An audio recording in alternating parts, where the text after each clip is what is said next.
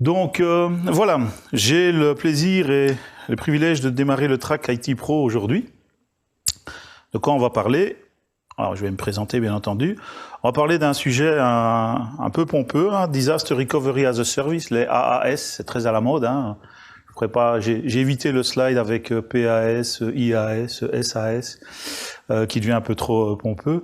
On va essayer de voir dans Disaster Recovery as a Service, on va passer un slide avec un certain nombre de vocabulaire sur tout ce qui est Business Continuity, Disaster Recovery. Alors c'est pas un cours sur la Business Continuity, il y a des sociétés spécialisées là-dedans. C'est juste un slide avec un peu de vocabulaire commun pour que plus tard dans la présentation et même plus tard dans l'absolu, vous ayez une idée précise de ce qu'on met sur certains mots. Alors, Disaster Recovery as a Service. Qu'est-ce qu'on entend par là?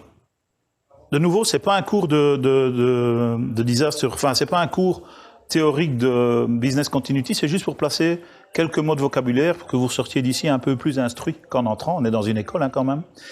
Quand vous gérez une affaire, à partir d'une certaine taille, en fait, ça devrait être le cas à n'importe quelle taille, mais bon, à partir d'une certaine taille, on se pose la question du risk management, à savoir quels sont les risques qu'encourt mon affaire. Ça veut dire quoi le risk management? Très simplement, c'est, au niveau business, c'est quels sont les événements, les incidents, les problèmes qui peuvent faire que mon business s'arrête de fonctionner, ou s'arrête de fonctionner proprement. Parce que si le business s'arrête de fonctionner, ben, j'arrête de rentrer de l'argent, et donc la continuité du business est en péril.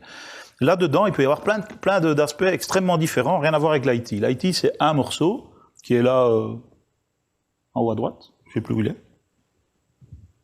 Voilà, à droite. L'IT, ce n'est qu'un seul des aspects du risk management. Au niveau, selon la société dans laquelle vous travaillez, ça peut être n'importe quoi, un incendie, des intempéries, des grèves, n'importe quoi, un problème à l'usine, etc. Là-dedans, un des aspects, c'est évidemment l'aspect informatique. Au niveau informatique, on peut gérer ce risque uniquement autour des concepts d'infrastructure. Et là, le concept dont vous avez déjà entendu parler, availability, performance, compliance, security. Alors selon le type de business dans lequel vous êtes, on est plus ou moins concerné. Bon, availability, ça c'est absolument tout le monde. L'informatique maintenant, dès qu'elle n'est pas dispo, on est un peu tout perdu. Alors avant c'était le serveur a un problème, ceci. Aujourd'hui c'est la sacro-sainte infrastructure. Quel est le composant de l'infrastructure qui est aujourd'hui pour le plus important pour absolument tout le monde? Je dirais tout business confondu, toute taille, toute activité confondue. Quel est le composant d'infrastructure sans lequel on est tout perdu maintenant? Pardon? De façon oui, de façon plus basique, les deux sont bons, mais vraiment, il y a un élément dans le réseau, dans la communication qui est Internet. Vous n'avez plus votre connexion Internet, vous n'avez plus faire. Avant, les gens disaient, ouais, mais j'ai plus le téléphone, je sais plus bosser. Parce que on sait pas appeler les clients, on sait pas recevoir les appels, etc. Aujourd'hui, c'est Internet. Vous n'avez plus Internet au bureau, c'est incroyable, on ne sait plus rien faire. Donc ça, c'est un des éléments d'infrastructure. Au niveau de l'IT, risk management, on parle du concept de business continuity. C'est pas très difficile à expliquer. Ce concept peut évidemment s'appliquer au niveau du risk management en général. Ici, je le place en termes de vocabulaire en dessous de IT, risk management. Business continuity, c'est, en fonction des différents éléments que je vais examiner dans mon IT risk management, quel est leur possible impact sur la continuité de mon business. Et en fonction de cet impact, je vais construire ce qu'on appelle un Business Continuity Plan, un BCP. Ça, c'est un premier... j'aime bien les trinômes, moi. Je suis très branché trinôme, ça fait bien dans les soirées d'hiver. BCP, Business Continuity Plan, c'est un premier mot que vous allez retrouver souvent. Qu'en est-il du BCP? Qu'en est-il du... Et après, on va voir le DRP. Le Business Continuity Plan, de base, alors c'est ce que moi je vous explique, un spécialiste de la matière pourrait vous l'expliquer autrement ou dans un autre contexte. Moi, je veux juste préciser certains mots de vocabulaire et les clarifier. Par exemple, dans un Business Continuity Plan, on parle de résilience. On peut parler de trois choses. De résilience, on devrait le dire en anglais, recovery et contingency. Résilience, en fait, c'est comment vous pouvez configurer votre infrastructure pour qu'elle résiste à un niveau de panne, tolérance de panne, haute disponibilité, relativement mineur. Qu'est-ce qu'il y a dans la résilience? Il y a par exemple tout ce qui est RAID pour les disques. il y a tout ce qui est hot plug, les machines, les cartes, que sais-je. Il y a tout ce qui est virtualisation, etc. Donc, tout ce qui fait que par rapport à des incidents mineurs, j'ai un problème de disque, de storage, j'ai un problème d'une machine physique, j'ai un problème de télécom, je peux avoir... Oups, excusez-moi, je montre le mauvais exemple. J'ai un problème de télécom, etc. Je peux mettre en œuvre préalablement, en amont, toutes sortes de solutions de résilience qui font que par rapport à une panne mineure, ça n'empêchera pas mon système de continuer à fonctionner. Le niveau du dessus, c'est j'ai une panne un peu plus importante. J'ai vraiment perdu un composant de mon infrastructure et je voudrais le remettre en service le plus vite possible. Dans Recovery, fondamentalement, il y a la notion de, à votre avis, j'ai perdu un composant, je veux le remettre en route. Comment est-ce que je reconstruis un composant que j'ai perdu sur base de mes backups? Voilà. Là-dedans, dans Recovery, on va trouver les principes habituels de backup. Backup tape, backup disk, backup tout ce que vous voulez. Mais la logique, backup data, backup système, le principe étant de pouvoir reconstruire j'ai perdu un serveur, j'ai perdu une base de données, j'ai perdu un serveur de messagerie, j'ai perdu un gateway, etc. Je dois pouvoir remettre ce morceau d'infrastructure en route le plus vite possible sur base des backups dont je dispose sous la main, le plus rapidement possible. Et alors vous avez le gros crash. C'est votre data center qui a pris feu, votre bâtiment qui s'est écroulé, et là vous devez vraiment redémarrer from scratch. Et là on parle effectivement de disaster recovery. Parce que là, votre infrastructure, elle a disparu, et vous ne pouvez pas la remettre en service facilement. Pour ce faire, on va devoir mettre en place donc un disaster recovery plan, c'est-à-dire une série de mesures qui vont vous permettre en cas de désastre, de redémarrer dans les meilleures conditions le plus vite possible. Alors il y a quelques années, par exemple quand j'étais chez GlaxoSmithKline, on faisait chez Glaxo, ils avaient une informatique assez distribuée, c'est-à-dire que ils ont de nombreux sites dans le monde et plutôt que d'avoir un ou deux gros data centers, ils ont dans chaque site une ou deux computer rooms, avec un certain nombre de choses distribuées. Partout, il y a un cluster VMware, partout, il y a des domaines contrôleurs, etc., etc. Et à un moment donné, à l'époque, ce qu'on faisait, on était 6 personnes dans l'équipe serveur, et une fois par an, je ne vais pas dire qu'on tirait à la courte paille, mais presque, non, c'est pas tout à fait à la courte paille, parce qu'on désignait 2 personnes, une des 2 devait déjà avoir fait l'exercice l'année d'avant, et l'autre ne devait pas l'avoir fait l'année d'avant. Et ces 2 personnes, ces 2 joyeux qualifiés, recevait comme mission la mission suivante. À un moment donné, un lundi matin, HP amenait 2 gros semi-remorques dans la cour du bâtiment, remplis de machines. Des racks avec des serveurs ProLiant, on n'était pas encore tellement dans la virtualisation à ce moment-là.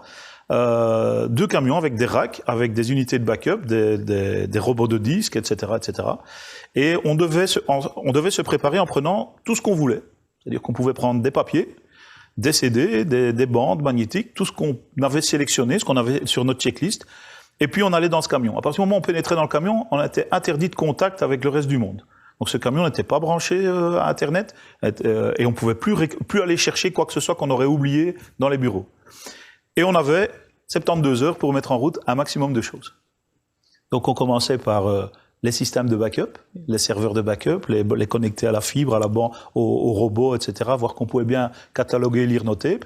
Et puis on commençait par restaurer à votre avis, quelles sont les premières machines qu'on restaurait? Les domaines contrôleurs, et ainsi de suite. Après, sur les domaines contrôleurs, on avait DNS, DHCP, etc., et ainsi de suite. Et le challenge, c'était en 72 heures de restaurer un maximum de machines. Évidemment, la virtualisation a beaucoup changé ce niveau de challenge-là. Mais fondamentalement, le problème reste le même. On a perdu une salle, on a perdu une infra, un DC. On doit faire revenir les composants au plus vite et dans un ordre prédéterminé. SLA, bon, ça c'est en fonction de la solution de disaster recovery ou du disaster recovery plan que vous choisirez. Vous pouvez ou vous devriez signer avec un fournisseur, en tout cas avec un solution provider. Ça peut être en interne, comme dans les banques assurances, ou ça peut être en externe, comme avec Azure. Un SLA. Un SLA, les plus jeunes savent déjà ce que c'est un SLA? Un Service Level Agreement. Donc c'est un contrat qui stipule quel niveau de service, quel niveau, par exemple, de disponibilité, que ce soit en termes de temps de disponibilité, de taille, etc., est garanti par votre fournisseur. Les SLA Azure, évidemment, dépendent, comme souvent, du prix que vous mettez. Le SLA de base est quand même très élevé. Je crois qu'en ce moment, j'ai un problème, j'ai des machines virtuelles qui ne redémarrent plus. Heureusement, j'ai tout en double, donc ça va. Et dans ce SLA, ce qui va compter, au niveau des... Ce qui va compter, ce sont les objectifs. Les RTO, RPO, s'il y a deux mots que vous devez retenir, ce sont ceux-là, parce qu'on va retrouver dans les différents écrans de config Azure des points de configuration qui font référence à ça. RTO, c'est le Recovery Time Objective, et RPO, Recovery Point Objective. En gros, selon que c'est comme une espèce de curseur, que vous allez d'un côté ou de l'autre, selon que vous voulez que votre infra soit up and running le plus vite possible, Recovery Time Objective, c'est je veux que mon infra soit de retour le plus vite possible, ou Recovery Point Objective, je veux que mon infra soit de retour avec un minimum, strict minimum de perte de données. C'est-à-dire, idéalement, je veux qu'elle revienne à la situation juste avant le crash. Si possible, évidemment, si ça a du sens. Et vous comprenez bien que l'un va a priori à l'encontre de l'autre. Donc il faut trouver une juste mesure dans votre Disaster Recovery Plan entre je veux que tout soit up and running le plus vite possible, à partir de la dernière sauvegarde par exemple, quoi que veuille dire sauvegarde ici, ou je veux perdre un strict minimum de données, d'état, idéalement, y compris juste avant le crash, et ça dépend évidemment très fort des technologies mises en œuvre. Voilà, c'était la parenthèse un peu plus académique. Si vous avez retenu juste les mots de vocabulaire qui sont sur ce slide, vous ressortez déjà un peu plus, je ne veux pas dire plus intelligent, mais un peu plus cultivé qu'en entrant. Des questions jusque-là? C'est que c'était clair. Extraordinaire. Alors, comme je disais, comme je suis le premier ce matin, et que à peu près tous mes collègues vont parler d'Azure, de près ou de loin, passons en vue rapidement, et le slide est relativement, enfin il est normalement à jour, moi qui m'ai vraiment pris de vitesse en 48 ou 72 heures. Voyons un peu ce qu'il y a dans cette nébuleuse Azure. Azure, donc c'est l'offre dans le cloud de Microsoft. On sait, il y a des tas de messages plus ou moins commerciaux qui disent que ça marche du tonnerre, que ça rapporte beaucoup d'argent, etc. Voyons un peu ce qu'il y a là-dedans. Alors, on va pas détailler point par point tous les points de l'offre, mais disons les grosses sections. Dans ce qu'ils appellent la section compute, les virtual machines, c'est évidemment l'offre qui a le plus de succès, puisque c'est à la fois la plus facile à comprendre, la plus facile à mettre en œuvre, la plus facile à comprendre et à mettre en œuvre. C'est la possibilité de générer des machines virtuelles à volonté, sur demande, assez vite, et ça offre aujourd'hui de plus en plus de souplesse. Au niveau de ces machines virtuelles, si vous voyez le nombre de modèles de machines virtuelles, donc ce qu'ils appellent, j'ai oublié comment ils appellent le type, enfin la classe, donc A1, A2, A3, etc. Il y a là toute une série de machines qui correspondent à des nombres de CPU, mémoire, type de storage, etc., etc. Il y a une offre pléthorique. Aujourd'hui, celui qui trouve pas, il y a même des machines virtuelles genre 16 cœurs, 128 Go de RAM, etc. Alors, celui qui trouve pas une machine à sa convenance, c'est un peu compliqué. Enfin, c'est un peu étrange. Tout ça a un prix, hein, bien entendu. Dans Azure, on retient que le mot-clé, c'est on paye à la consommation. On va y revenir un peu après, parce que en général, j'essaye de faire abstraction de la partie pricing. C'est un peu malhonnête de ma part intellectuellement, mais ça facilite la vie. Je laisse ça aux commerciaux. On paye à l'usage. Mais l'usage, c'est quoi? On va voir que ça peut être relativement compliqué dans Azure. Donc Virtual Machines a une des offres principales.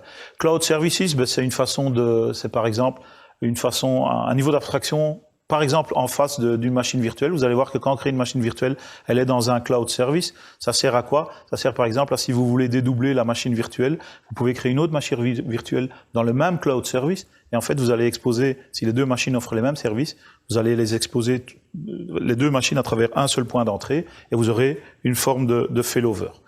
Alors de nouveau, quand on parle de load balancing, failover, c'est un sujet un peu tricky dans Azure parce qu'il y a plusieurs éléments de l'offre Azure qui permettent de répondre à du failover ou à du load balancing. Il y a les cloud services, il y a les availability sets, il y a dans networking, il y a une offre load balancer, etc. Parfois plusieurs solutions pour arriver au même résultat.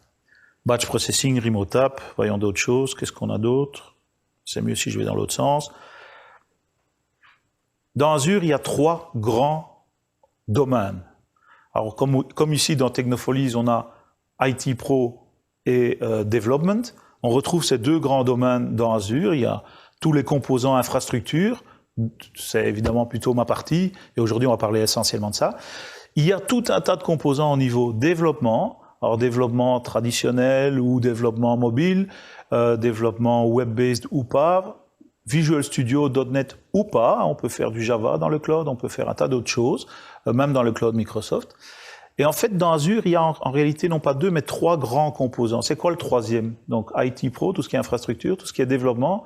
Et il y a un troisième grande famille. Je sais pas si... Ouais. Ouais, en fait, c'est à peu près ceci un composant. Le troisième, c'est tout ce qui est database. Enfin, database au sens très large, data. Donc, data storage, database dans le cloud, mais également, par extension, tout ce qui est BI. Donc là-dedans, qu'est-ce qu'on a? On a SQL Database dans le cloud, c'est une des premières offres, la possibilité de disposer d'une base de données de type SQL Server, avec une bonne partie des features d'SQL Server dans le cloud. C'est un des composants d'Azure. Puis maintenant, vous avez la possibilité de faire ce qu'ils appellent du big data, avec du storage de type NoSQL, donc du storage non structuré. Redis Cache, c'est quelque chose pour les développeurs, etc. Store Simple, ça c'est une solution qui est un pied dans l'infra, un pied dans les données, parce qu'en fait c'est la possibilité d'avoir du storage avec des performances supérieures. Et vous voyez SQL Data Warehouse, la partie SSAS, BI dans le cloud. Donc trois grands composants. Ceux-ci sont des éléments qui rentrent dans la troisième famille d'une certaine façon. Donc c'est tout ce qui est traitement des données, mais alors des données en très gros volume. Dans Event Hubs, c'est quelque chose qui se retrouve dans cet écran Analytics, mais qui devrait se retrouver dans l'écran aussi Internet of Things, Internet des objets Internet des objets, pardon. C'est la possibilité de traiter de l'information qui vient de l'Internet des objets, qui est centralisée, mais avec de très gros volumes. On peut traiter jusqu'à des millions d'événements par seconde. Ça demande évidemment un certain nombre de fonctionnalités au niveau stockage, traitement, etc., un peu particulier. Donc retenez dans Azure trois grandes familles, pour simplifier, infra, dev et tout ce qui est data et data BI, data analytics au sens très large. Internet des objets, de plus en plus de choses prévues. En réalité, tout ça sont des extensions des outils de développement qui sont disponibles aujourd'hui sur Internet. C'est simplement une autre façon de les utiliser, une façon de coder, de développer, sans avoir besoin de toute une infra de tests et de validation, etc. Beaucoup de gens aujourd'hui, même s'ils hésitent encore à aller dans Azure en production, les premiers pas dans Azure, en général, c'est pour faire du test et de la validation. Pour ça, les gens sont prêts à aller très vite dans Azure. En production, c'est un petit peu plus compliqué. Networking, ça c'est un savoir que dans Disaster Recovery, il faut tenir compte de ça, de tout ce qui est virtual network et de la connectivité entre les réseaux virtuels que vous allez créer dans Azure et vos réseaux on-premise. On verra qu'ExpressRoute peut être utilisé et ce que ça peut apporter. Je vous donnerai un exemple. Traffic Manager, c'est une autre solution pour faire du load balancing, mais plutôt au niveau network. C'est quelque chose qui permet par exemple d'automatiser le basculement DNS lorsque vous passez d'une machine vers une autre et que c'est vraiment une autre machine avec une autre adresse IP, des choses comme ça. Vous pourrez bien sûr gérer vos DNS dans le cloud, faire du VPN, du site-to-site VPN ou du point-to-site VPN. On verra qu'on peut s'en servir aussi pour la partie disaster. Média et Content Delivery, ça c'est une offre à part. Je ne connais pas très bien ces éléments-là. C'est pas vraiment mon domaine. Ce qui va nous intéresser, nous, c'est le module qu'ils ont appelé hybride. Et là-dedans, donc deux de leur offre qui sont Azure Backup et Azure Site Recovery. On va se concentrer là-dessus sur le reste de la séance. Alors je vous disais que ça évolue très vite et que ces slides sont relativement récents. Dans Identity and Access Management, il y a 3 ou 4 semaines de ça, il y avait 2 sujets. Il y avait Azure Active Directory et Multi-Factor Authentication, qui sont là depuis un certain temps, quelques années. Et puis paf, il y a 2-3 semaines sont apparus Active Directory B2C et surtout Azure AD Domain Services. Alors j'ai pas encore eu le temps d'aller voir en détail ce que ça donne. Je suis particulièrement intéressé par B2C, parce qu'en fait j'ai un client qui est en train de déployer une infra B2C qui est destinée à servir beaucoup de clients, et ils ont tout construit from scratch, et voilà, il y a 2 semaines, apparaît sur Azure une offre B2C. Donc, je vais être très curieux d'aller examiner ce qu'il y a dedans et comparer avec ce sur quoi je suis en train de travailler. Au niveau développement, peut-être moins relevant pour vous. Donc, il y a aujourd'hui une offre Visual Studio Online. Donc, vous pouvez, c'est une offre TFS, hein, grosso modo. Ça vous permet de développer sur Visual Studio, mais de stocker toutes vos sources et de faire tous vos tests, vos run tests, etc. sur le cloud. Au niveau, ça c'est un ensemble d'éléments de gestion. Il y a un nouveau portail. Vous allez voir que moi je fais encore toutes mes démos et j'utilise l'ancien portail. Le nouveau, bon, c'est un différent look, je peux vous montrer, mais il est en preview, il y a encore des choses qui ne marchent pas. Scheduler, automation, on a vu tantôt batch, toute une série de fonctionnalités d'automatisation importantes au niveau infrastructure évidemment. Key Vault, on va parler d'autres types de Vault. Nous, Key Vault, c'est plutôt pour garder des credentials et des choses comme ça. Voilà, le dernier, ça c'est parce que je reprends tel quel des écrans qui sont dans le portail Microsoft. Au niveau des choses aujourd'hui les plus populaires, c'est évidemment tout ce qui est possibilité de développer des applications. Vous êtes directement dans votre outil de développement, qui soit Java, .NET, etc. Vous pouvez créer directement des web apps qui sont stockés et exécutés sur le cloud. Idem pour les applications mobiles, etc., etc. Vous voyez que tout en bas, la partie storage, backup et recovery est quand même dans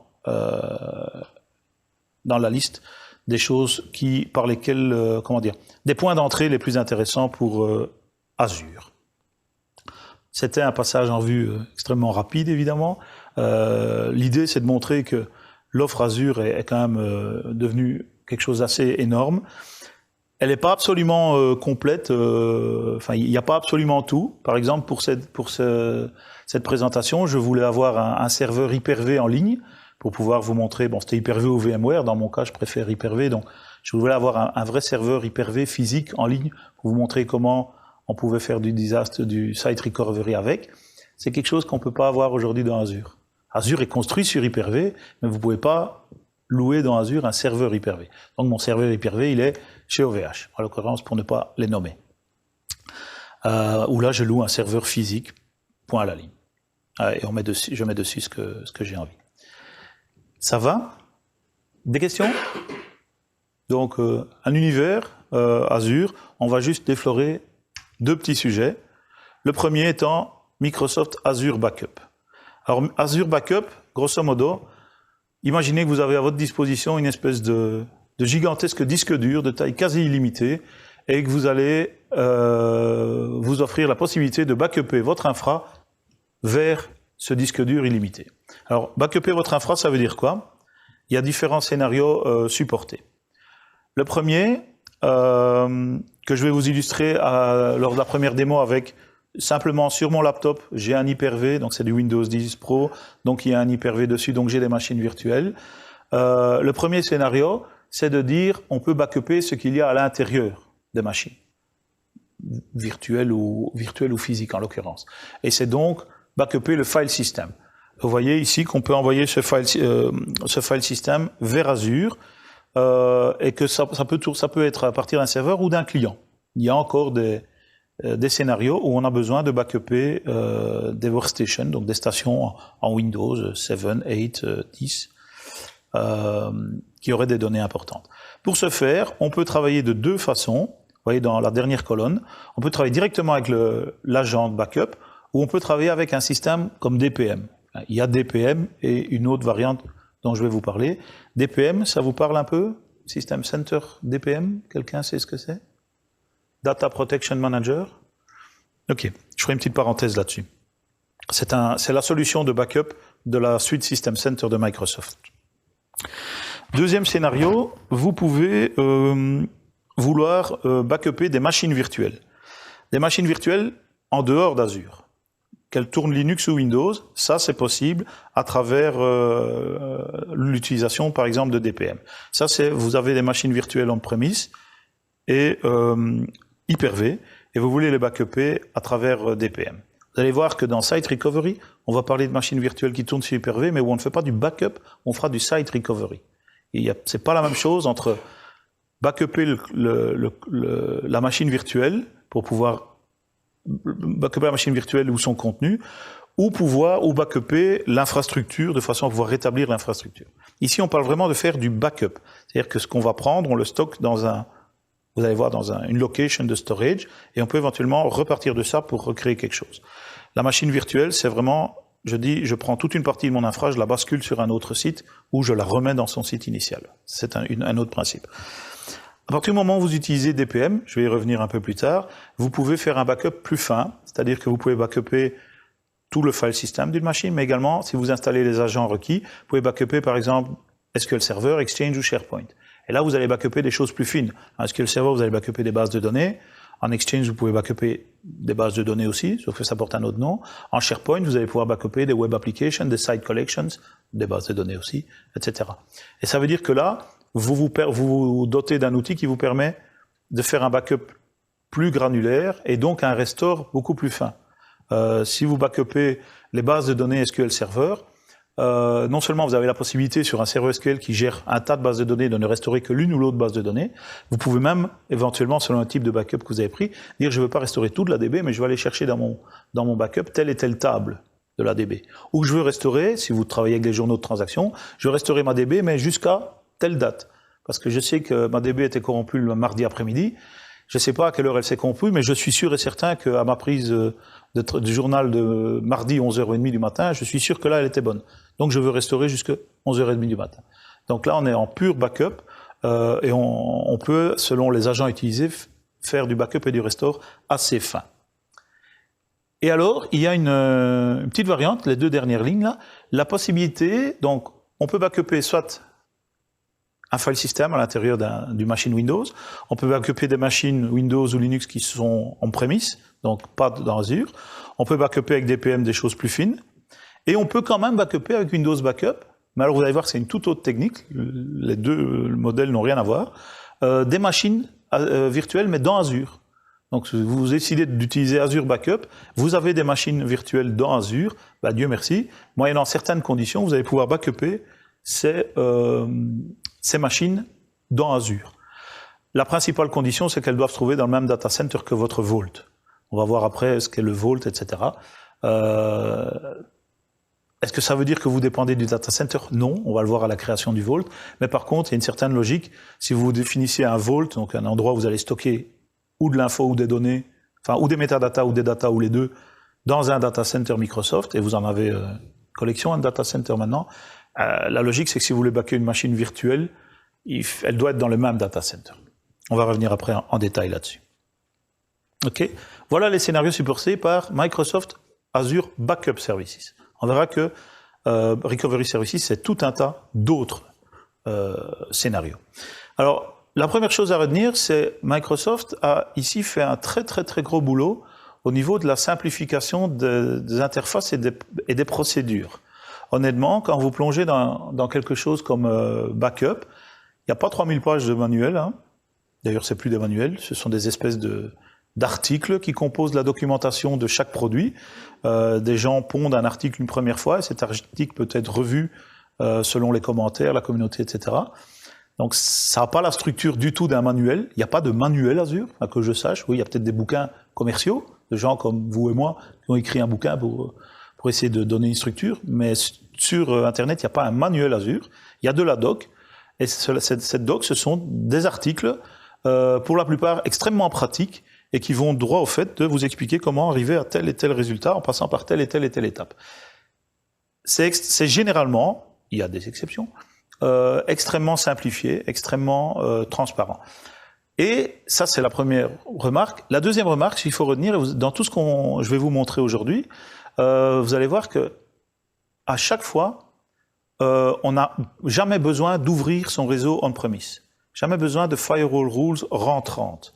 Tout ce qu'on va faire ici, que ce soit en backup ou en recovery service, c'est à chaque fois uniquement des agents, du software qu'on déploie et qui communiquent avec Azure.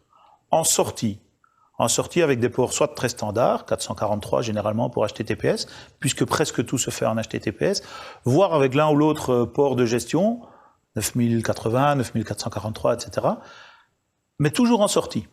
Donc jamais en entrée. Jamais Azure ne cherche à rentrer, à se connecter chez vous. Ce qui veut dire que, au niveau superficie d'attaque, ça ne modifie, les produits dont on va parler aujourd'hui, ne modifient en rien la surface d'attaque de votre réseau vis-à-vis de l'extérieur.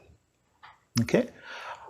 Premier scénario, je vais appeler en premises, c'est celui de je veux backuper une machine qui se trouve chez moi quelque part. En l'occurrence, elle est même physiquement ici, sur mon data center. Vous allez voir que c'est extrêmement compliqué.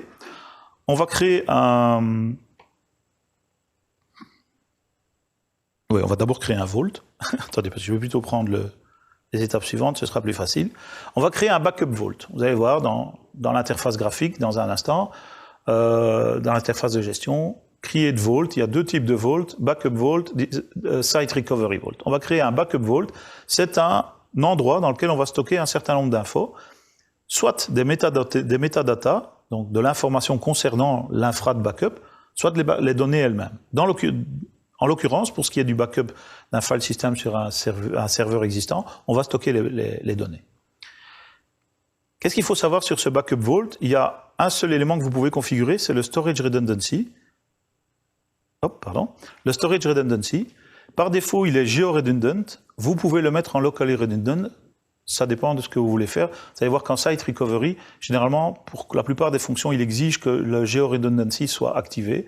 Alors, geo ou local, c'est très facile à comprendre. Quoi que vous stockiez dans votre storage backup vault, si vous êtes en local redundancy, tout est stocké, tout est copié 3 fois, mais à l'intérieur d'un data center. Vous avez choisi Europe de l'Ouest ou Europe du Nord. À l'intérieur de ce data center, vous aurez tout en 3. Et si vous êtes en GRS, eh ben, vous aurez ces 3 copies-là, plus 3 copies ailleurs dans un autre data center sur un autre continent. Ok. Quel est l'impact, le choix entre local et géo? Ah, le prix, évidemment. Hein, donc,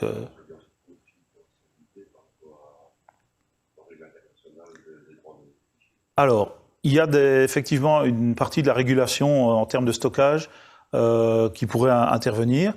Maintenant, on va voir que tout, notamment dans le système de backup, ces données sont encryptées et la clé d'encryption n'est pas dans le cloud.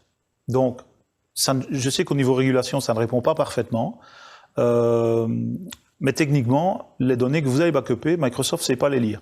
Ce qui veut dire, vous allez voir tantôt dans la config, il y a une passphrase, il y a une passphrase en l'occurrence ici, qui est stockée localement chez vous. Si vous la perdez, vous pouvez jeter tous vos backups à la poubelle, ils ne servent plus à rien, vous ne pourrez pas les relire. Tout à fait.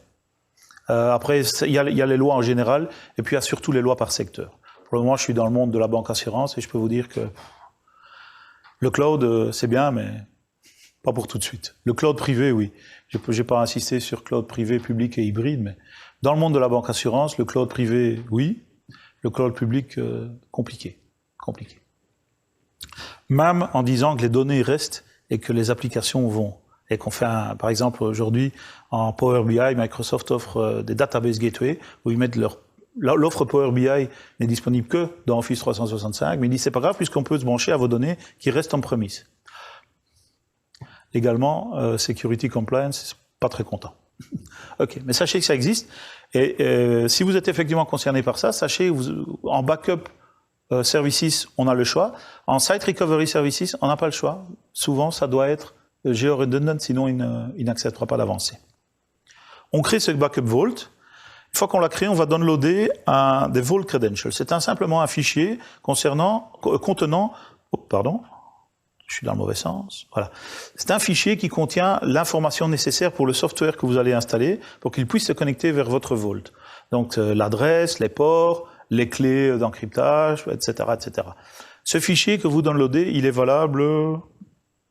dans Site Recovery, c'est 5 jours. Dans Backup, il est valable 48 heures. Donc quand vous downloadez ce fichier, c'est vraiment au moment où vous allez configurer votre poste. Sinon, vous en downloaderez un autre au moment où vous en avez besoin.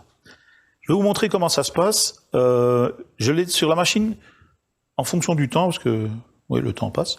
J'aurais pu vous montrer ceci, mais comme je l'ai déjà fait sur une machine, cette partie-ci, je la montre en slide, et puis on regardera comment c'est dans le cloud. Vous downloadez le credentials key, le file, et vous downloadez un petit logiciel. Il fait, je crois, 300 mégas. Et pour installer ce logiciel, c'est extrêmement compliqué. Vous dites où l'installer. Vous dites comment votre serveur se connecte à Internet. C'est pas toujours évident dans les data centers. Tous les serveurs n'ont pas obligatoirement accès à Internet. Ici, évidemment, c'est une condition sine qua non. La machine backupée doit pouvoir accéder à Azure, en tout cas au niveau réseau. Vous pouvez choisir d'utiliser Microsoft Update pour les mises à jour du logiciel. Ici, c'est moins critique, mais dans Site Recovery, notamment dans la partie VMware, c'est très important que tous les composants, vous allez voir qu'il y a un Process Server, un Master Target Server, un Configuration Server, c'est très important que tous aient la même version du logiciel. Sinon, ça se complique. Il fait un certain nombre de prérequis. Il a besoin de PowerShell, essentiellement pour le remoting, et du framework 4.5. Une fois qu'il est installé, vous voyez qu'il dit Service Agent Installation as completed. Vous allez pouvoir directement vous identifier. Donc, vous voyez qu'ici, en bas à droite, vous avez soit Close, soit Proceed to Registration. Si au moment où vous avez installé le logiciel, vous avez votre fichier de credentials, vous pouvez faire la registration. Vous allez ouvrir le fichier de registration, dans lequel il va trouver le backup vault. Là, vous voyez TF de 2015 BU, c'est le nom du backup vault que j'ai fait. Il est à West Europe. Il y a un identifier. Et ensuite, je vais devoir définir une passphrase. Minimum 16 caractères. Et remarquez, la troisième zone, elle est backupée localement. Cette passphrase, c'est la clé d'encryptage de vos backups. Si vous perdez cette passphrase, vos backups ne seront plus lisibles, ni par vous, ni par Microsoft. C'est une clé, c'est un fichier, hein, donc à vous, effectivement. Si vous la perdez, bien, pas bien, il faut qu'ils connaissent le reste. Il faut qu'ils connaissent le reste de l'info. Il faut qu'ils accèdent à votre subscription, à votre vault, etc. Mais potentiellement, si vous avez volé la clé, si vous avez volé ce fichier-là, a priori, il a peut-être bien récupéré l'info d'authentification aussi.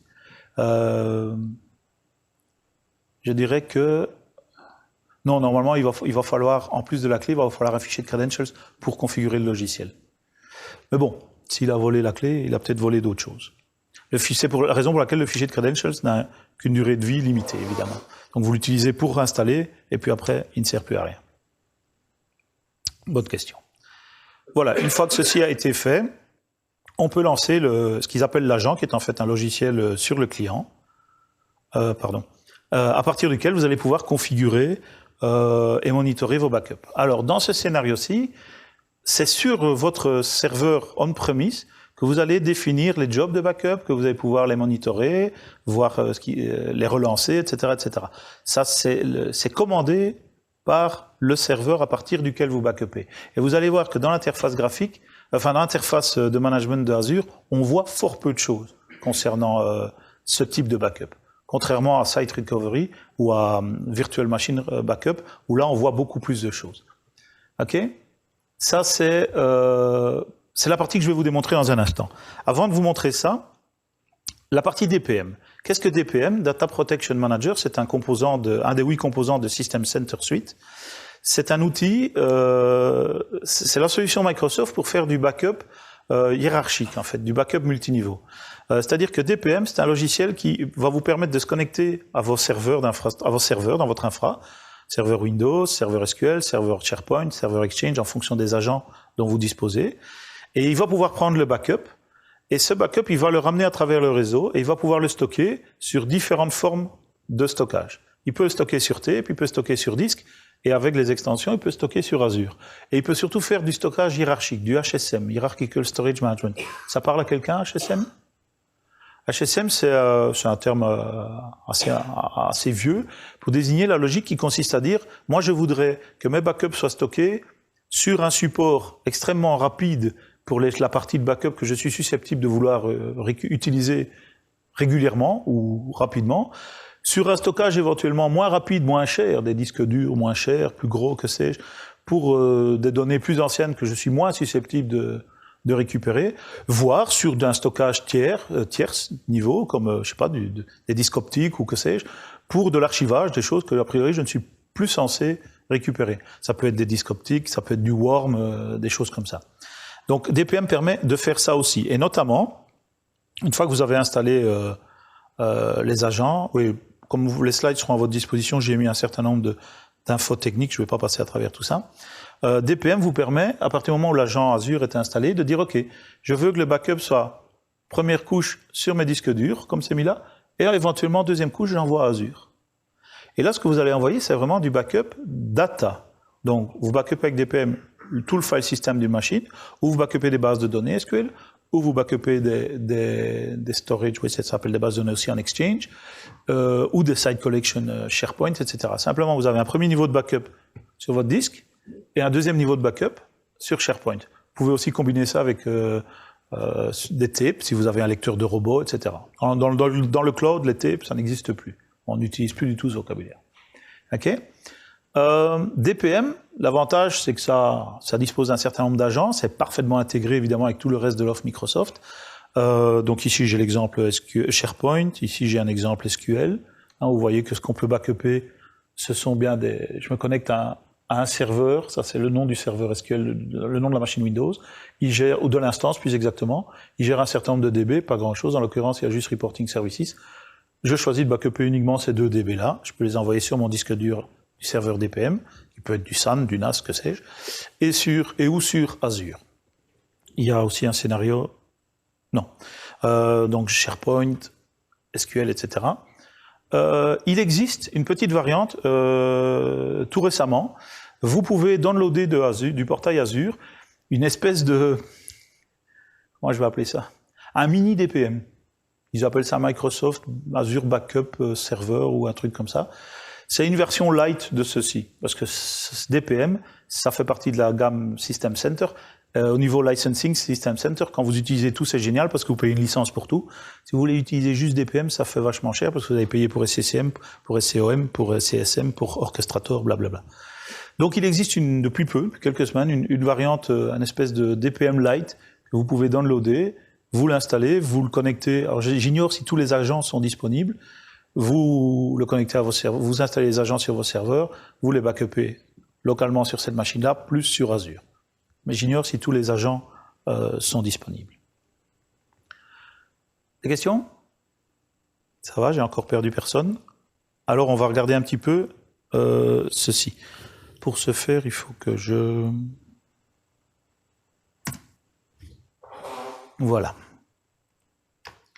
Alors, hop, en 2-3 mots, qu'est-ce que j'ai ici? Ceci, c'est mon gestionnaire Hyper-V sur ma machine locale, sur mon laptop. Vous voyez que j'ai ici une machine qui s'appelle... Tiens, un petit... bizarre. J'ai une machine qui s'appelle TF, Technofolis 2015 BU01, qui tourne. Celle-là est arrêtée. Alors en fait, je vais lancer celle-ci. Ici, c'est la machine sur laquelle j'ai procédé à l'installation, pour laquelle je vous ai montré les captures d'écran. Donc le Microsoft Azure Backup, c'est un logiciel qui s'est installé localement sur la machine. Et sur cette machine, je vais pouvoir, j'ai défini la stratégie de backup.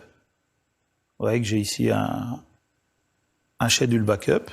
Alors, on peut aller voir ici.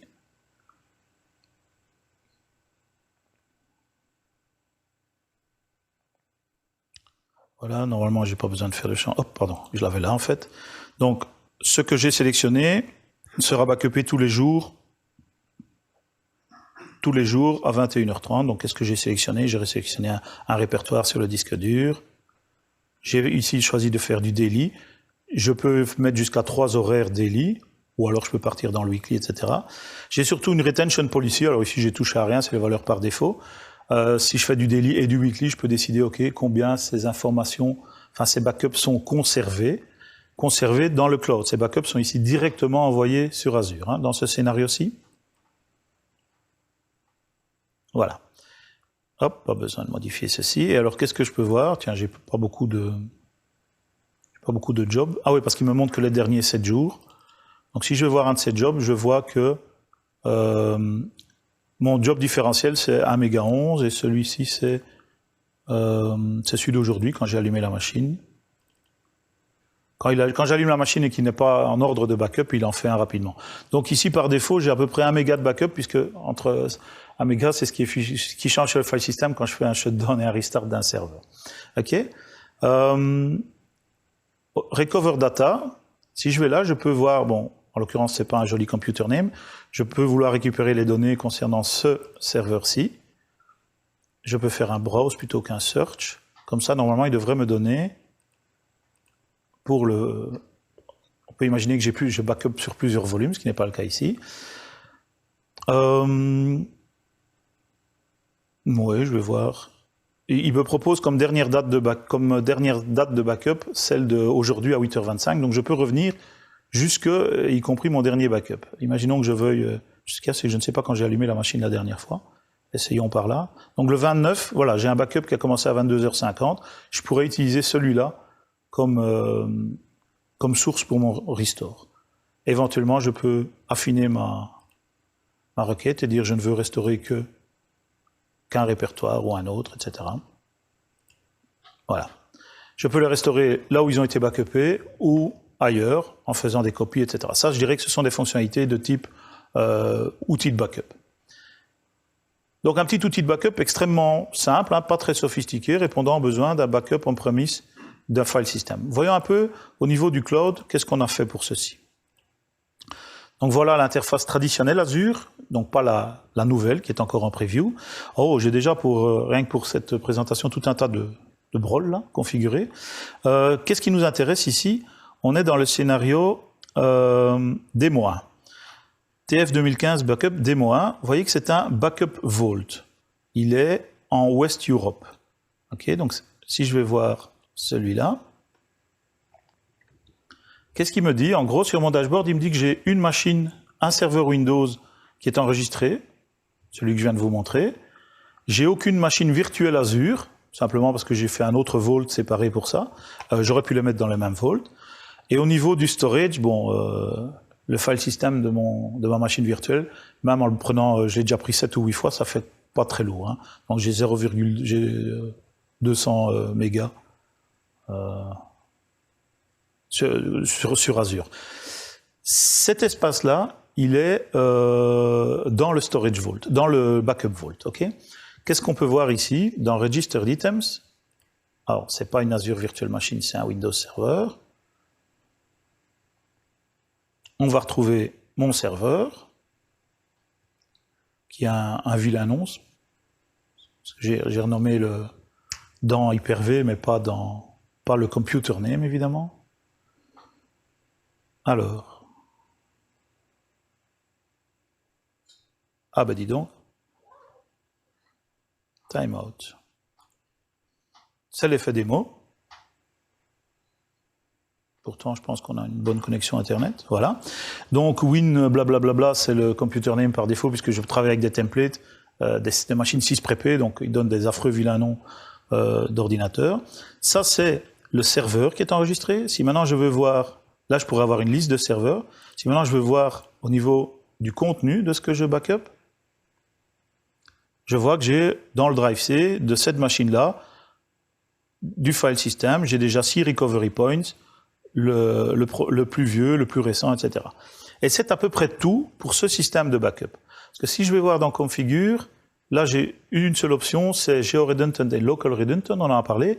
Je ne peux changer ceci qu'avant d'avoir configuré quoi que ce soit. Donc quand je crée le Vault, si je veux changer ça, c'est à ce moment-là que je le fais. Une fois qu'il y a quoi que ce soit de configuré dans le Vault, c'est fini, on ne change plus. Les policies ici, je vais y revenir parce qu'en fait, ça n'affecte pas ce scénario de backup. Ça n'affecte que le scénario où je backup des machines virtuelles dans Azure. Et dans les jobs,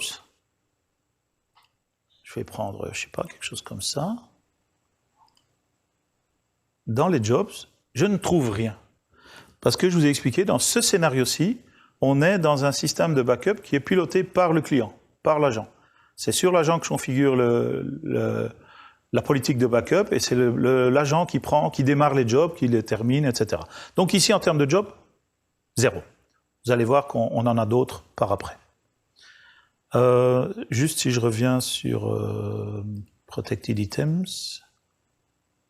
Non, je n'ai pas plus d'informations sur le contenu. Oui, je ne sais avoir aucune autre information sur le contenu de mes backups. Rien du tout. En plus, ces backups, ils sont encryptés, donc je n'ai pas d'accès à partir de là. Voilà, ça c'était le premier scénario. C'était le plus facile, mais maintenant je vois, il faut que j'aille. Deuxième scénario, j'ai des machines dans Azure, j'ai des machines virtuelles dans Azure. Et je voudrais bien les backuper aussi.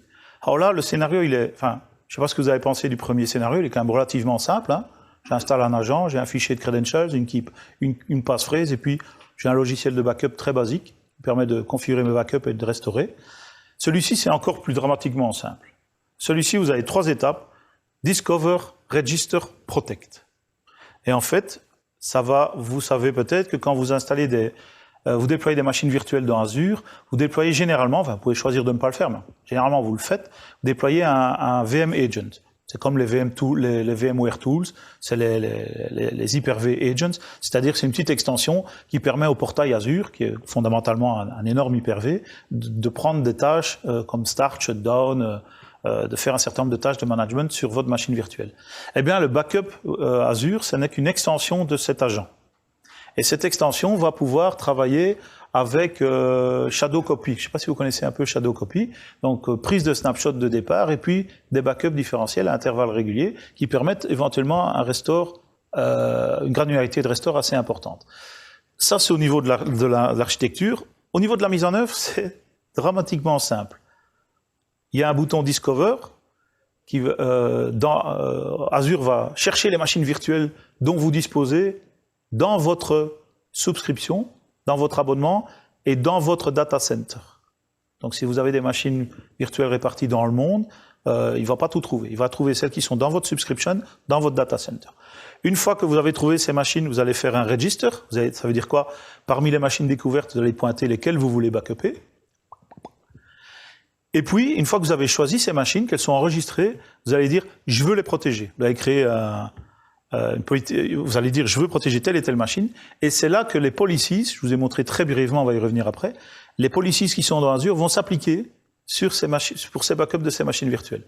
Policies qu'on va pouvoir, on va pouvoir en faire plusieurs selon les différents scénarios. Alors, je vais revenir après sur celui-ci.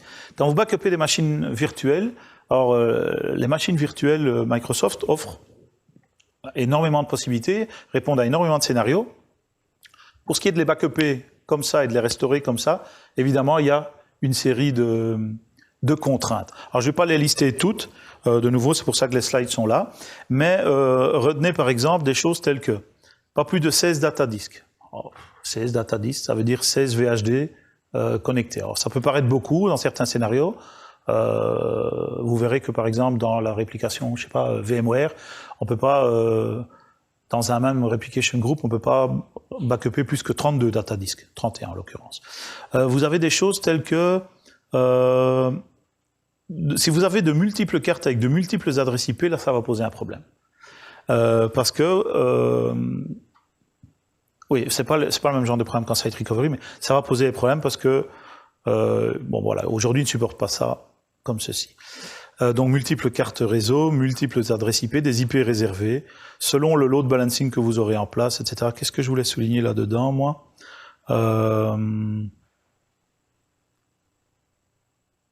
Oui, seulement certaines versions de l'operating system, ça c'est pas très difficile, hein. C'est à partir de Windows Server 2008, R2, SP1 et plus.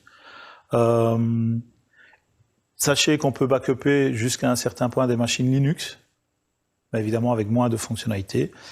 Attention au multi-DC, configuration, etc. Je vais passer ça en route. Avant de vous montrer ça, il y a un truc quand même qui m'intrigue. Alors je vous rassure, après j'ai trouvé de l'info dessus, mais j'ai insisté sur un point concernant l'outil de backup, le premier que je vous ai montré, qui est très basique.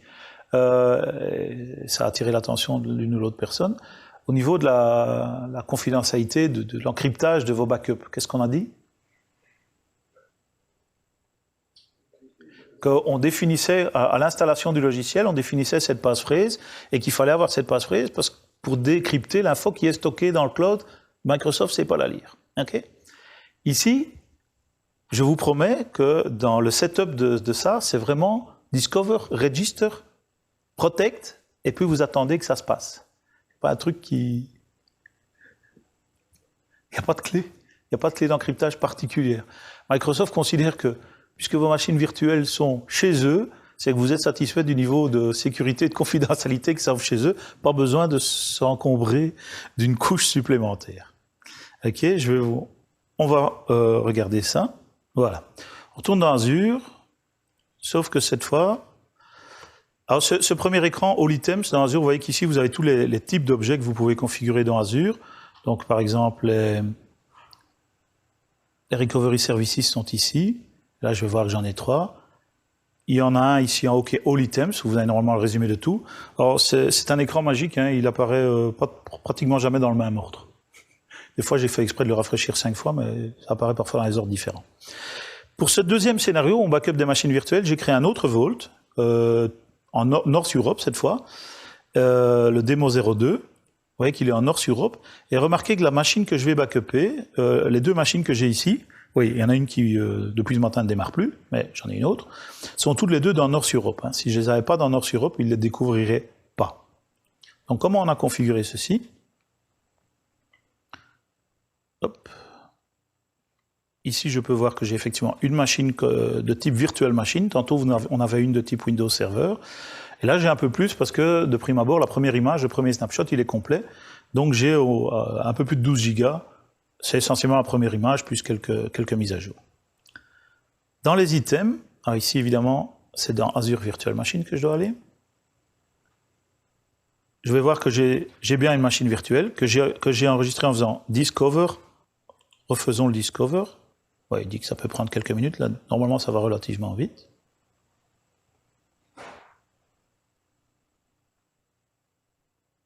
Voilà, il a fini le Discover. Donc, si maintenant je vais dans Register, vous voyez que je vois mon autre machine, la BU02B.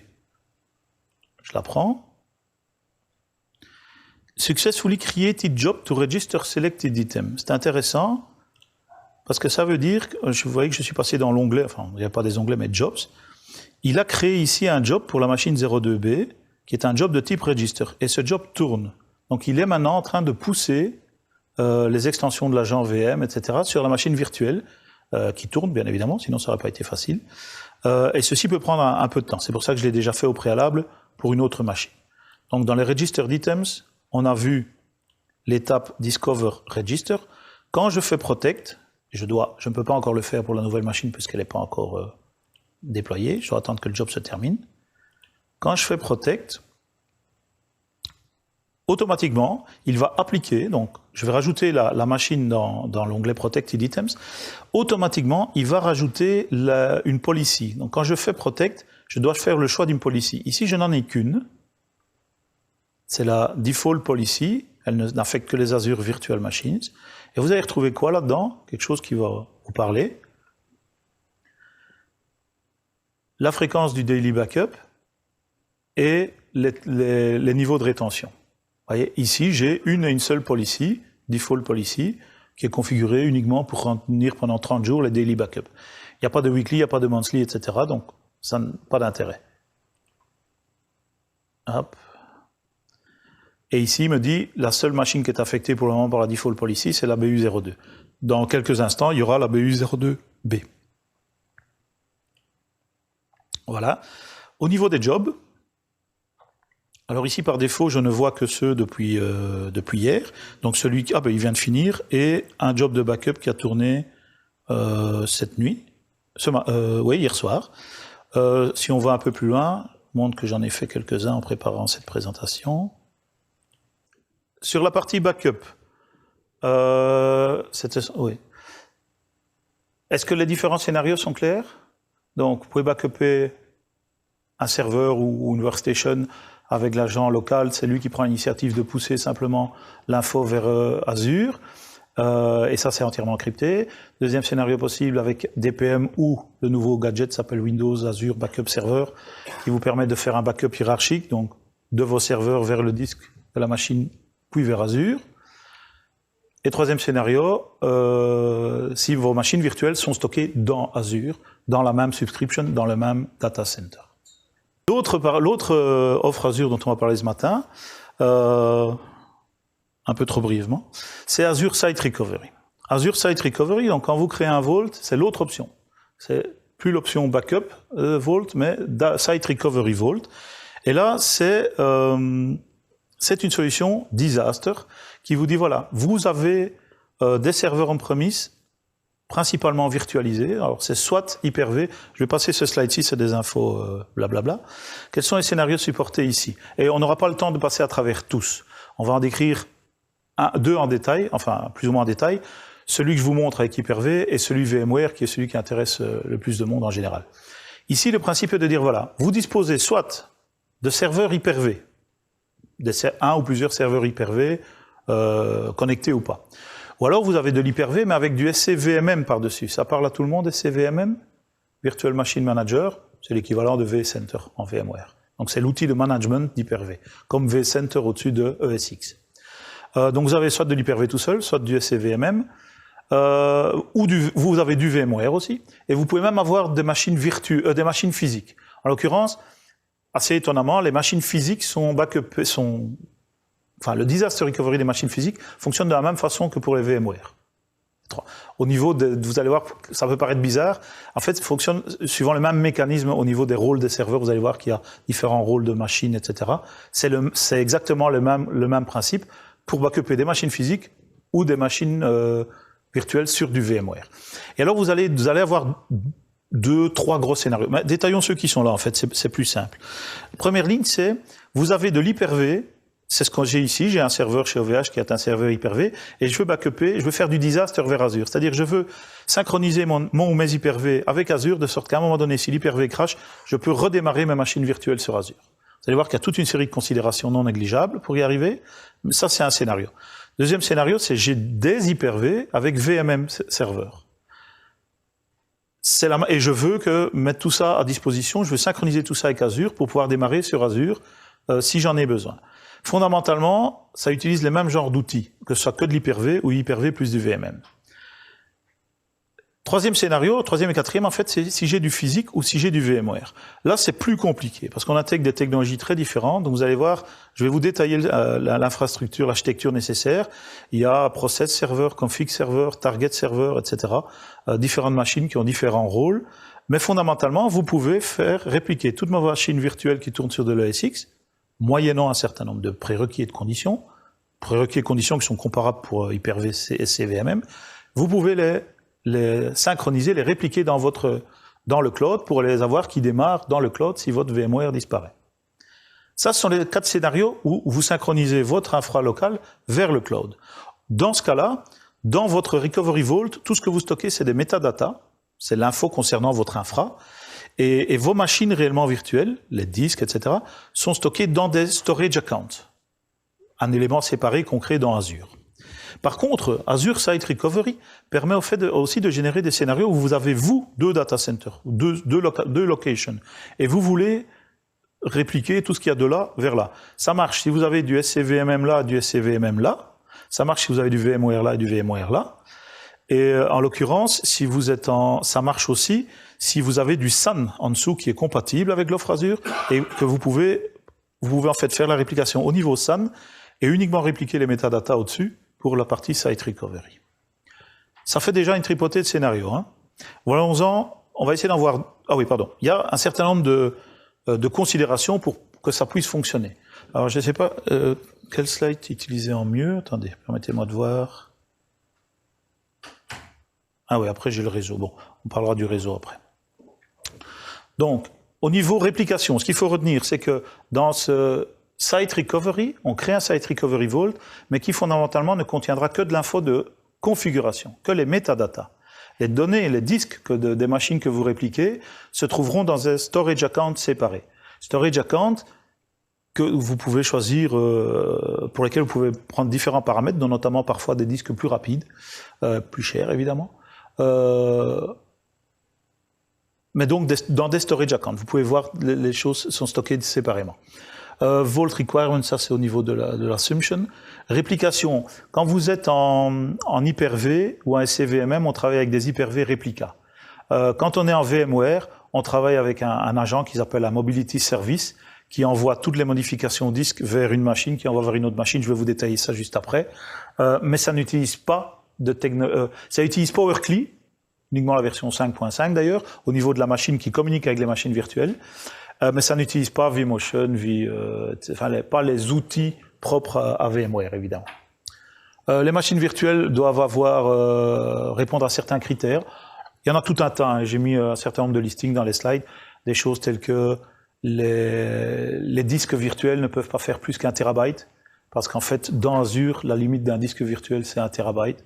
Vous allez voir qu'il y a une machine qui s'appelle Master Target Server, notamment pour VMware, qui maintient une copie de chaque disque qui est répliqué, et cette machine ne supporte que 32 disques maximum. Moi, le sien, ça fait 31, donc on ne peut répliquer que 31 unités disques, on va dire, qui peuvent être sur un serveur VMware, ou 10, ou 20, ou 31, peu importe. Mais ça, c'est une limitation, etc., etc. Storage, VMM, évidemment, il y a les versions. Au niveau VMware, c'est 5.5.5, mais les PowerCli, ça doit être les 5.5. Ils insistent bien là-dessus, c'est la seule chose qui est supportée. Alors, je ne vais pas rentrer en détail dans tout. Ça, je vais vous montrer, excusez-moi. C'est l'heure de changer la carte de parking là où je travaille.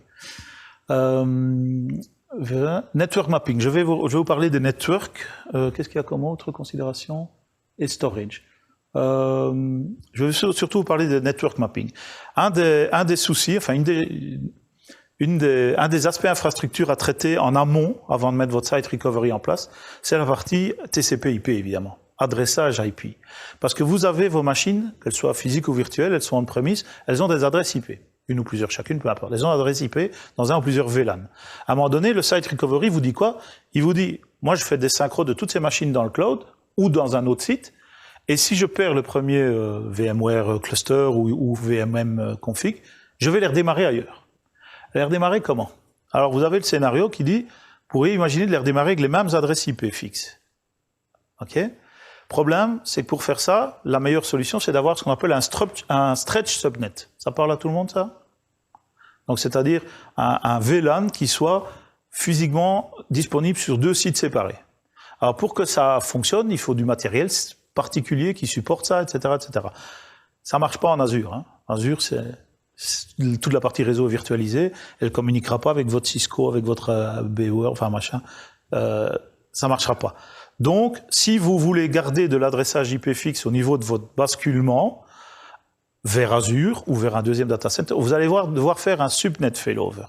Grossièrement, ça veut dire quoi? Vous pouvez conceptuellement envisager d'avoir un subnet qui est à un moment donné sur un site. Ici, c'est le subnet 1.0. Il est sur le primary site. Il existe sur le recovery site, mais il est inactif. Et ça, ce sont les routes, hein. Je pourrais vous les donner en détail, mais il y a des articles qui décrivent ça. Ce sont les routes nécessaires pour que ces VLAN communiquent. Et vous pouvez décider, à un moment donné, je bascule mon VLAN et je l'envoie là-bas. OK? 2 types de considérations importantes. La première, c'est que vous devez reconfigurer les routing tables, évidemment. Puisque physiquement, vous avez un VLAN qui a déménagé.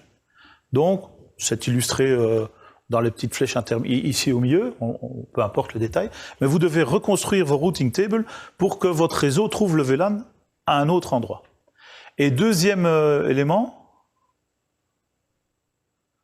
c'est que quoi que vous ayez sur ce VLAN, il faut tout basculer ensemble, hein. Donc si sur ce VLAN il y a un serveur SQL, un serveur IS, que sais-je, dont on espère qu'ils sont des groupes logiques, il faut tout basculer ensemble. Hein. Sinon, c'est un problème. Okay? Ça, c'est une possibilité. Il y a des articles qui traitent de ça en long et en large. La couche virtual networking dans Azure est assez élaborée. Elle n'est pas c'est pas la partie la plus facile d'accès quand on commence à configurer des VLAN. Enfin, il y a des virtual networks, puis des virtual VLAN. Enfin, virtual VLAN, ça n'a pas de sens. Il y a des VLAN à l'intérieur des virtual networks. C'est de la virtualisation dans de la virtualisation. Au début, au niveau interface, c'est pas le plus aisé d'approche, mais ça offre quand même une relative souplesse. L'autre scénario étant de dire, c'est pas grave, lorsque je redémarre mes machines sur mon secondary site, elles sont sur un autre VLAN et elles peuvent changer éventuellement d'adresse IP. Dans ce cas-là, vous gagnez en modularité en termes de VLAN, vous pouvez basculer sur seulement certaines machines. Excusez-moi, si c'est nécessaire, vous pouvez même basculer un groupe logique de serveurs qui serait dans plusieurs VLAN d'origine et les taper dans un ou plusieurs VLAN à destination. Là, vous avez une certaine souplesse, à condition d'utiliser des lots TTL, bien entendu. Et là, vous allez pouvoir utiliser des solutions, soit propriétaires, soit des solutions comme Traffic Manager. Traffic Manager qui va vous permettre de reconfigurer automatiquement les routing tables au niveau Azure, et voire même les entrées DNS. Alors, Est-ce que j'ai là juste après? Non. Bon, ça c'est l'illustration, donc je peux basculer tout ou partie d'un VLAN. Quand vous faites ce genre de choses, vous avez trois... je vais voir si j'ai... Non, j'ai pas de slide là-dessus. Quand vous concevez, donc en amont de la configuration de Site Recovery, vous avez la partie conceptuelle qui est le réseau, on en parle ici un petit peu, le storage, soit du storage cloud, soit éventuellement du SAN replication, alors c'est un peu plus conséquent. Mais quand vous êtes dans la partie réseau, en gros, retenez que vous pouvez travailler de trois façons. La façon dont moi je travaille ici, la plus simple, c'est Internet. Internet, c'est-à-dire que de toute façon, la communication se fait toujours des machines backupées vers le cloud, toujours en HTTPS, sauf si vous avez une infra Kerberos Picobello disponible, alors vous pouvez faire du Kerberos. Par défaut, c'est de l'HTTPS avec des certificats auto-générés par les différentes parties, donc c'est pas votre problème. Tout ça est encrypté, mais via des connexions Internet pures et dures, toutes simples. Vous avez deux variantes. Vous avez le VPN. Dans Azure, vous pouvez faire du site-to-site VPN ou du point-to-site VPN. Si vous décidez de travailler avec du VPN, évidemment, il faut configurer tout ça en amont. Vous configurez d'abord tout ce qui est VPN, et ça vous apporte un certain nombre de facilités. Par exemple, le scénario précédent où on garde les adresses IP, en VPN, c'est beaucoup plus simple, puisqu'en VPN, la machine change d'endroit, mais a priori, c'est toujours le même réseau. On passe par le même réseau pour l'y joindre.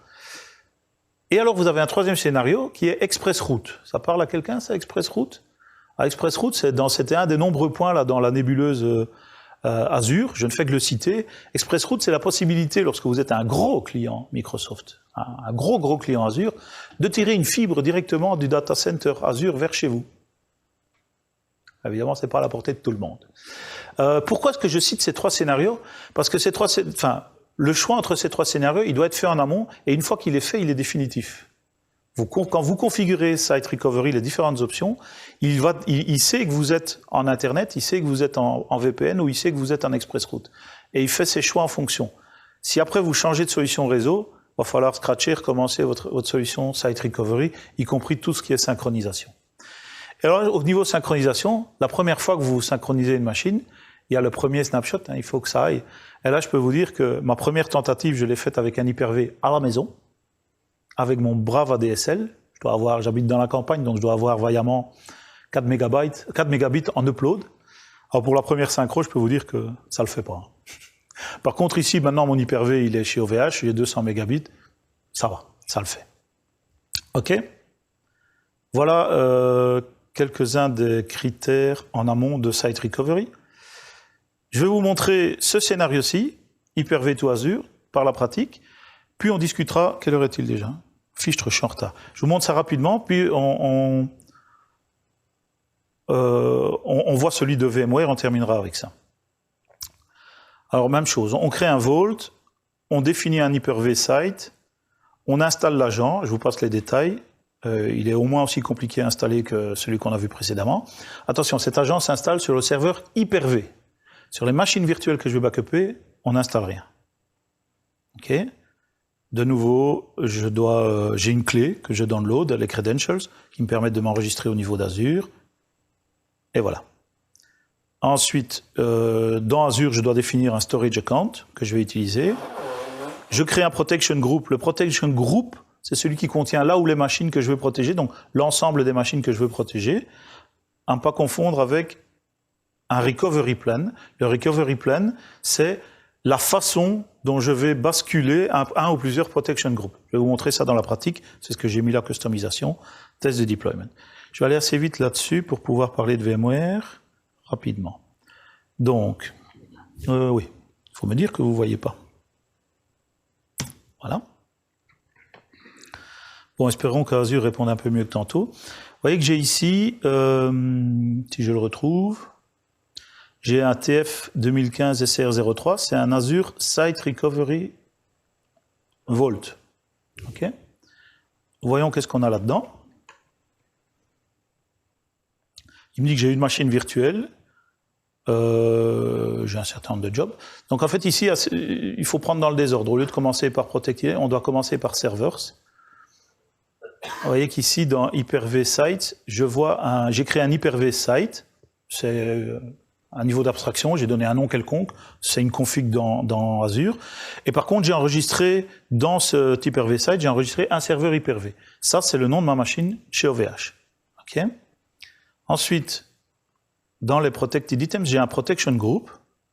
Ce Protection Group, il ne contient pour le moment qu'une machine virtuelle qui tourne sur ce serveur Hyper-V. Okay? Donc là, c'est en l'occurrence le Hyper-V Site. J'ai une machine virtuelle et j'ai un statut Protected. La première fois que je choisis une machine ici, il va être pendant un certain temps en syncing, parce que le premier upload de l'image est un peu long. Ok. Donc, vous voyez ici ce que j'ai configuré, c'est le target c'est Azure, la source c'est Hyper-V, mon abonnement et le storage account dans lequel je vais stocker les images disques durs. On peut copier ici, il y a ici un certain nombre de paramètres, je passe assez vite, Replication Settings. Retenez que ces paramètres-ci, un peu comme ceux d'avant, sont ceux qui vont définir vos RPO, RTO. Vous vous souvenez? Recovery Point, Recovery Time, ces paramètres-là sont ceux qui vont permettre de définir ce genre de choses. Je reviens ici, et dans mon Recovery Plan, c'est important, j'ai un Recovery Plan, je regarde ce qu'il y a dedans. Voilà. Ça, c'est un Recovery Plan hyper basique. En gros, il dit All Groups Shutdown, All Groups Failover, j'ai une machine virtuelle dans un groupe, et puis je la démarre. Ici, je pourrais, au niveau de mon Recovery Plan, et c'est valable pour Hyper-V, VMM, VMware, etc., c'est la même chose, je pourrais définir la façon dont, au moment où je bascule un Recovery Group, donc un ensemble de machines qui font a priori un ensemble logique, au moment où je décide de les basculer, je peux ici tuner ça. Je peux dire, OK, je bascule 10 machines, mais je vais d'abord démarrer mon domaine contrôleur, attendre que ce soit fait, ensuite je démarre mon serveur SQL, attendre que le serveur SQL soit bon, etc., etc. Je peux définir les étapes, et je peux même scripter un tas d'étapes manuellement. Et vous avez par exemple ici le script, vous voyez, vous pouvez scripter avant, après les différentes étapes. Vous pouvez soit créer un automation account, je n'en ai pas fait ici pour la démo, mais juste pour vous illustrer, si je vais il existe une librairie, alors là il n'y en a pas beaucoup, je vais faire ça, clear. Voilà. Il existe une librairie qui contient genre 12 000 scripts. Alors beaucoup de ces scripts sont à but tutoriel, hein, c'est pour vous montrer comment ça marche. Presque tous c'est du PowerShell, et vous avez à boire et à manger là-dedans. Vous avez tout ce qu'il faut comme exemple sur les différents OS, etc. de scripts que vous pourriez vouloir exécuter pendant un recovery, je vais y arriver,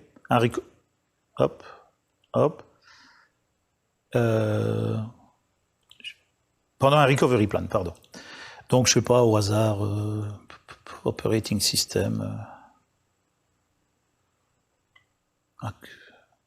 qu'est-ce que j'ai pris moi, operating system, monitoring, registry, que sais-je, je voulais écrire dans les registries ou n'importe quoi.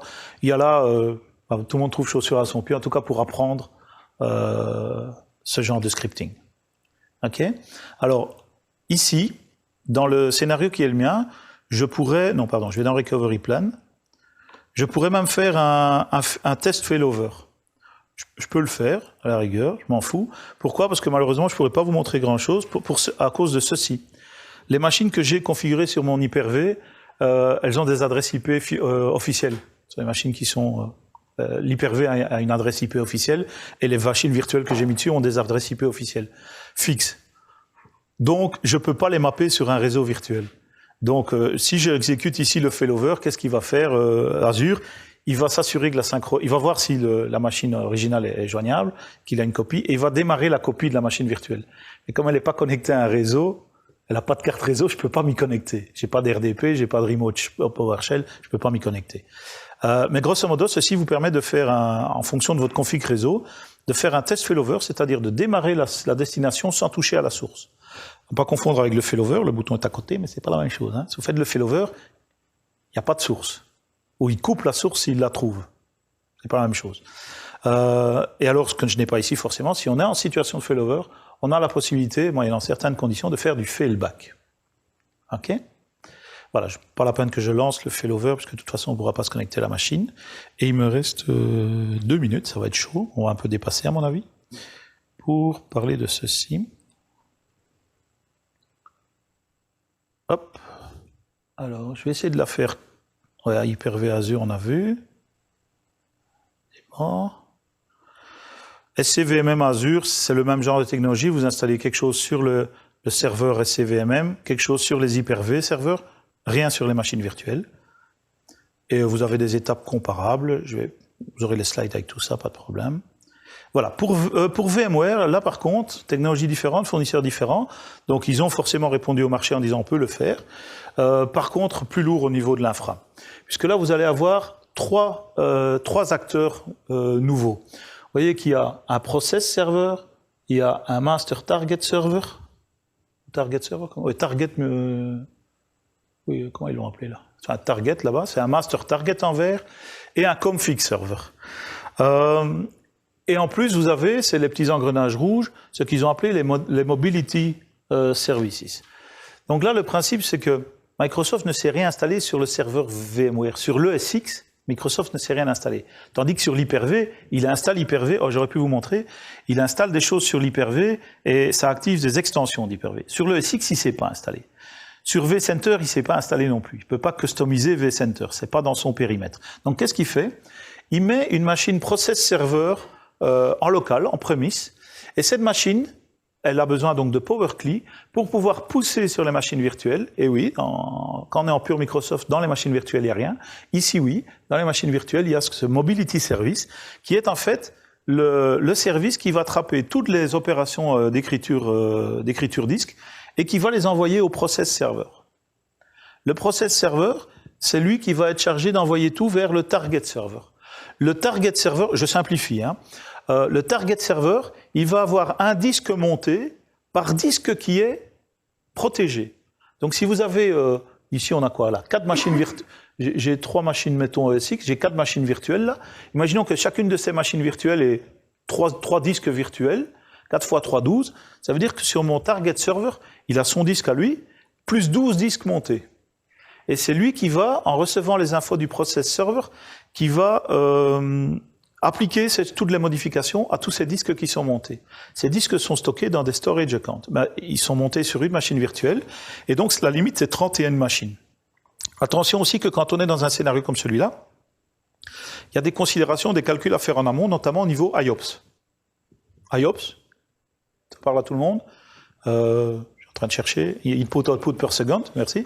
Donc c'est le nombre d'opérations de lecture-écriture disque. Et il faut être très prudent, parce que pour chaque IOPS sur les machines d'origine, il y en a 2 sur le target server. Chaque fois qu'il y a une écriture sur le disque qui est envoyée au process server et que le process server envoie au target server, le target server va faire 2 choses. Il doit lire l'état d'avant et écrire le nouvel état. Donc chaque IOP est x2. Il y a tout un tas de tables avec des tas de chiffres compliqués, vous disant quelles sont les limites de IOP, les limites de bande passante, combien Azure supporte je crois que c'est une histoire de 600 gigas par jour par storage account, etc., de mise à jour, enfin, etc. Selon la taille de votre infra VMware, évidemment, ça peut avoir du sens ou pas. Sachez surtout que ça a plein de sens en termes de pépette, hein, parce que dans le modèle financier d'Azure, extrêmement compliqué s'il en est, on paye pour le storage qu'on utilise, mais on paye aussi pour les transactions, donc les bytes et les bits qui montent, qui descendent.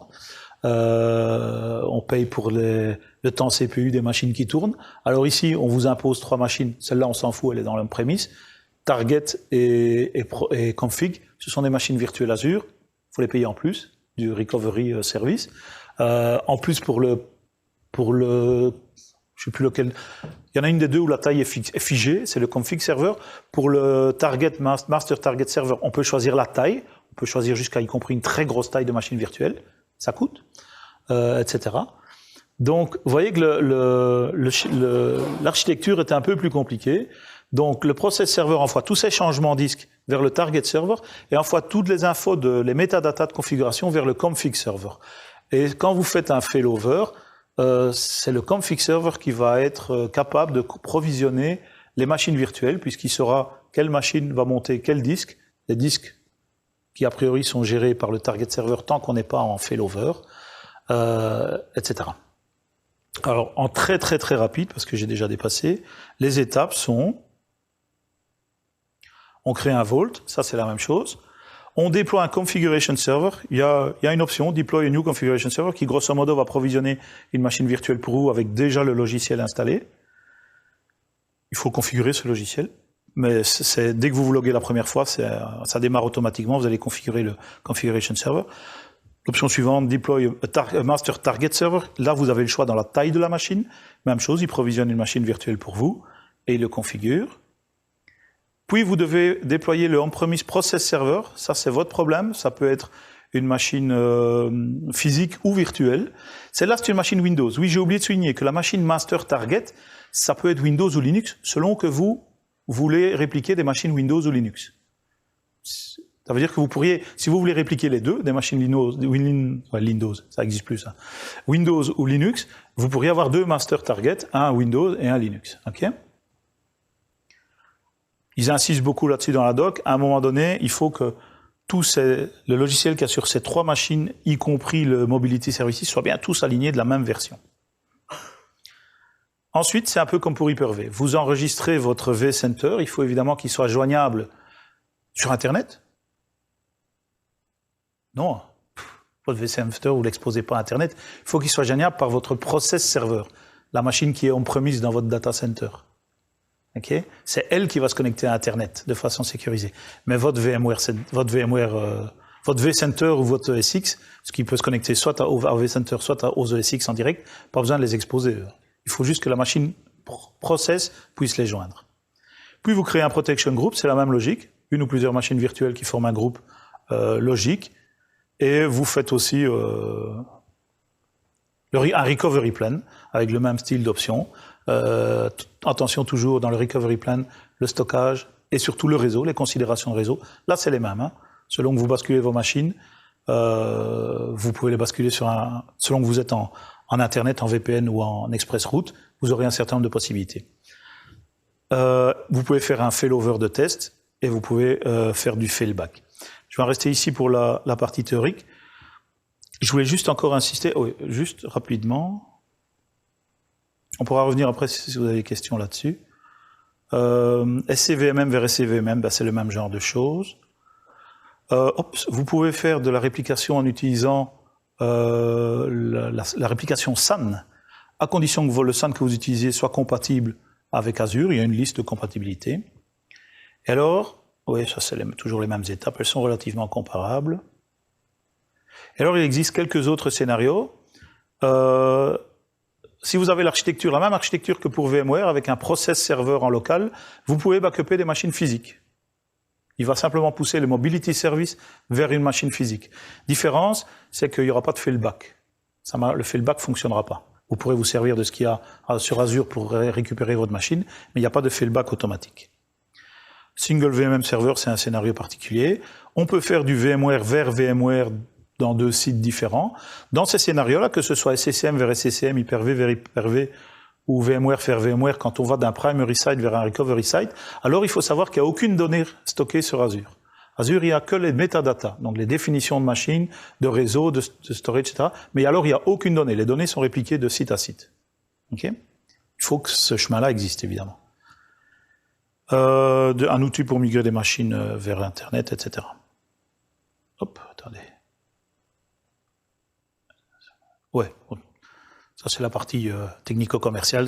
Vous pouvez vous servir de ça pour migrer vos machines d'Amazon vers Azure. En résumé, ça fait tout un tas de scénarios qu'on a examinés. Je voulais insister... maintenant, ça m'échappe. Je voulais insister sur autre chose. Je sais plus, ça va me revenir. Est-ce que vous avez des questions? Parce que j'ai déjà légèrement dépassé mon horaire. Vous avez parlé d'une limitation sur l'application actuelle. Oui. Ah oui, merci, bon scénario.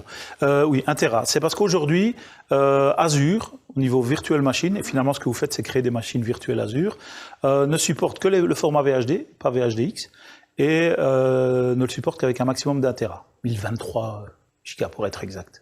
Donc,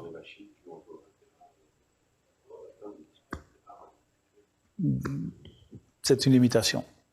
C'est 1023 gigas. Alors, ce qui me fait penser à d'autres types de considérations, Pour Hyper-V, par exemple, on parle depuis Hyper-V 3 de machines génération 1, génération 2. Dans Azure, il n'y a que des générations 1. Alors, soi-disant, depuis quelque temps, ils se font fort, si vous répliquez des générations 2, de les transformer en génération 1. Et vice-versa si vous faites du failback. J'ai pas essayé. Il y avait ça, vous m'avez parlé de storage, d'angle disque. Oui, il y a toute une série de ce genre de considérations sur lesquelles il faut faire attention parce que voilà. Maintenant, en général, si vous avez plus qu'un téra par disque, vous avez sûrement du SAN. Donc, vous pouvez travailler avec de la réplication SAN, mais alors plus vers Azure. C'est là que, voilà, il n'y a pas de solution qui couvre 100%. Et pourtant, regardez, il y a déjà des scénarios de couverts, hein, il n'y a jamais 100% des scénarios. En général, quand on a beaucoup de données, c'est stocké dans une DB ou dans Mm-hmm. une SQL. Est-ce qu'il y a aussi, je suppose que ce genre de réplique de disaster recovery, ça ne va pas s'appliquer à ça? Alors oui, ça j'en ai pas parlé parce que c'est un sujet à part. Site Recovery supporte SQL Always On, qui est, je dirais, la façon préférée de faire du recovery, du site recovery avec SQL Server. Il y a l'équivalent en Exchange. Hein.